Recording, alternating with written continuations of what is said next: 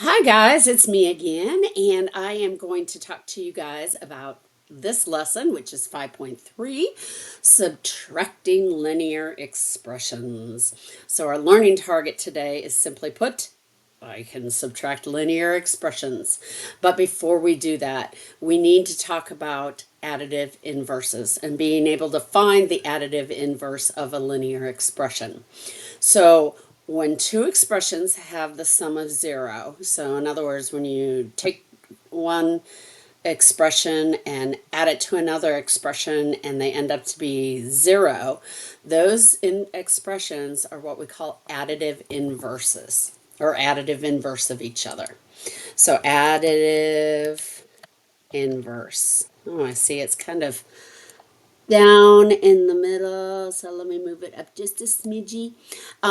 But there is also another term we know it by, and that is opposites. So I know we talked about this with integers, we talked about it with rational numbers, and same thing with linear expressions. We can have opposites. All right. Now, there's a couple different ways that we can do it, and the sentence here says to find the additive inverse of an expression, use the distributive property to multiply the expression by -1. Well, the more I do this, the more I prefer another method. I'll talk to you about the multiply by -1, but the more I prefer another method. So let me first introduce you with that one. All right, so using that whole strategy of boxing in our terms, what I'm going to do is box in the terms. There we go. And now I need to ask myself, well, what's the opposite of negative of positive 4x? Sorry, what's the opposite of positive 4x? Well, that answer would be negative 4x. So I'm going to write negative 4x. Then what's the opposite of positive 2? Well, negative 2. There you go. There's the inverse, or the additive inverse of 4x plus 2. Okay, let's do that one more time and then I'll show you the multiplying by -1. All right, so again, let's box in our terms. There we go. What is the opposite of 5x? Well, that would be negative 5x. So negative 5x. And the opposite of negative 7 is positive 7. There we go. There's our additive inverse. Okay, so I know I said that you can also do it, think of it in the way of using the distributive property and distributing -1. In other words, multiplying each part by -1. Well, if I multiply -1 times -7x, that gives me positive 7x. If I multiply -1 to 3, that gives me -3. Added inside the parentheses, added outside the parentheses. Keep in mind, there's a better way to write this. We can we can clean that up a little bit and get 7x minus 1. Okay? So, and there you go. It's whatever method works best for you. I want you to find something that works for you. Try both of them, but find what works best for you and stick with that. Okay? All right. The reason why we talked about finding the additive inverse is because you have to do the additive inverse when you're doing subtracting linear expressions. Let's think way, way, way, way back when we talked about what are those called? Integers. Huh? The mind escaped me. When we were talking about integers, the strategy was for subtracting integers was to change the problem to add the opposite. Okay.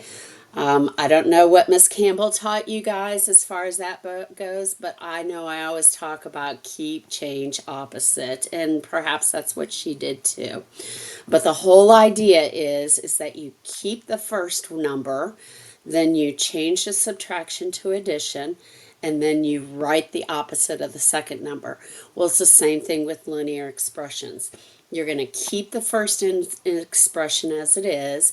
You're going to change the subtraction to addition, and then you're going to take the additive inverse, in other words, the opposite of the second expression. So let's go on to number 4. We're going to keep, change, opposite. So I'm going to keep the first one as it is. So I'm going to just rewrite the first one as it is. Change my subtraction to addition. And then I'm going to write the opposite of 3y plus 4. In other words, find the additive inverse. Okay, I'm going to use that strategy that I said that I really, really like, so that I can model that a little bit more. So the opposite of positive 3y is negative 3y. And the opposite of positive 4 is negative 4. Well, now you just have an addition problem, and you're used to doing those because you did those the day before. You did those yesterday. All right. Again, you could do either the stack and add method, or you could do the box in terms and combine the like terms. You know me, I like the stack and add. So I'm going to do 8y minus 5, and then underneath I'm going to do negative 3y minus 4. Circle my algebraic terms, circle my constants, add my algebraic terms. 8y minus 3y, or 8y plus negative 3y, means the same thing. That gives me 5y. Negative 5 plus negative 4, same signs, add the two, so that gives me negative 9. And bam, that's it. That's as simplified as we can get it. Let's move on to number 5. Gonna do the same strategy. Keep, change, opposite. Keep the first one, 6x plus 5. Change subtraction to addition. And then I'm going to box in my terms. And then the opposite of 3x is negative 3x. Actually, I'm going to go back and put the parentheses in here. And the opposite of negative 2 is positive 2. All right, this time I want to use the strategy of boxing in my terms and combining like terms. So I'm going to just rewrite the whole expression without the parentheses. So 6x plus 5. Keep in mind, I can clean this up a little bit. That's the same thing as saying negative 3x. This looks like a y. Plus 2. Now I can box in my terms. I have an algebraic here, constant, algebraic, constant. Add my two algebraics. Well, 6x minus 3x gives me 3x.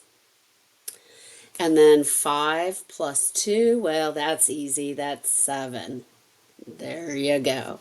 So keep in mind, whichever method works best for you as far as finding the additive inverse, find it and go with it. Whichever method works best for you with adding, find it, go with it. All right, now we're getting into a little bit more tricky territory because of the fact that we've got we've got fractions here. So, but still same thing. Keep, change, opposite. Keep, change, opposite. So keep the first one, 2/3 x plus 1/2. Change to addition and write the additive inverse. The additive inverse, or the opposite of positive 1/6x, is negative 1/6 x. Opposite of negative 3/8 is positive 3/8. Okay, this one's a little bit more tricky because, we got those fractions there. I'm going to do the stack and add method. So 2/3 x plus 1/2. And in the bottom, I'm going to put negative 1/6x plus 3/8. Gotta have common denominators. I know, but gotta have common denominators. So for my algebraic, my denominator is going to be 6. So that means I'm going to multiply the numerator and denominator, the top fraction, by 2. So that gives me 4/6. And over on the right-hand side, my common denominator is going to be 8. So that means I'm going to change 1/2 to 4/8. Now I can add my algebraic and my constants. So when I add my algebraic, 4/6 minus 1/6 gives me 3/6x. And 4/8 plus 3/8 gives me positive 7/8. Now, I'm not done because it says I need to simplify the expression. And that means do all the math that you can do until there's no more math to do. But there's more math we can do. We can take 3/6 and divide both the numerator and denominator by 3. So we end up with 1/2 x plus 7/8. Okay, now I know this is hard, but what I want you to do is I want you to pause the video, do the best that you can, and then come back and check your answer for number 7. All right, I'll see you then. Okay, I had to squeeze that in there, but in the end, what I got was negative 2/3. Actually, you know what? It was very, very similar to number 6. I got negative 2/3 x plus 7/8. Okay, so keep change opposite. Got negative 6x plus 3/4. Change subtraction to addition. And then the additive inverse of this linear expression is negative 1/2 x plus 1/8. I did my stack and add. Of course, you could have done the box and combined like terms. Found some common denominators, and then I got negative 1/6 minus 3/6 gave me negative 4/6 x. And 6/8 plus 1/8 give me 7/8. And of course, you know, I wasn't done. I had to reduce my negative 4/6 to negative 2x. Okay? All right. So, last one. Application. Bonnie owns a t-shirt shop where she sells plain t-shirts and printed t-shirts. The table shows the cost per shirt and the number of each type of shirt sold over W weeks. After 25 weeks, how much more did she earn in sales of printed tees than in plain t-shirts? So let's think of this conceptually. We need to find out how much more printed she sold than plain. So to do that, we're going to take the printed minus the plain. So the expression for printed, 8W plus 3 minus the expression for plain. I forgot my I. 5W minus 4. All right, now that we've got that, pause the video and go ahead and simplify, or go ahead and subtract and simplify as needed. All right, so I'm going to go this fairly quickly because I only have about 40 seconds remaining. So I ended up with 3W plus 7. So 8W plus 3, I would keep change opposite, 8W plus 3 plus negative 5W plus 4. I did the stack and add. When I did that, I ended up with 3W plus 7. All right, guys, catch you on the flip side.